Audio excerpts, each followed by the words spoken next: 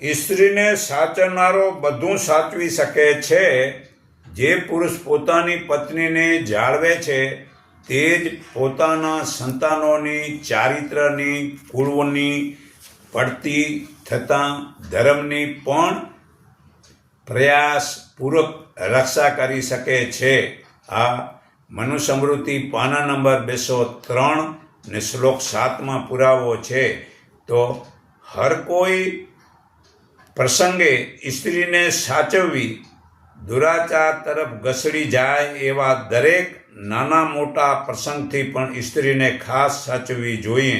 તો મોટા પ્રસંગે તો કહેવું જ શું, કેમ કે સાચવણી તથા દેખરેખ વિહોણી સ્વતંત્ર બનેલી તે સ્ત્રીઓ પિયર અને સાસરું એ બંને કુળને સંતાપ પમાડે છે.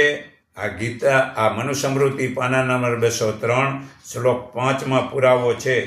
તો પુરુષ તથા સ્ત્રીના ધર્મ માર્ગે રહેતા સ્ત્રી પુરુષ જ્યારે સાથે હોય ને કોઈ કામે જ્યારે છૂટા પડતા હોય તે સમયના તેમના સનાતન ધર્મનું આ જ્ઞાન છે.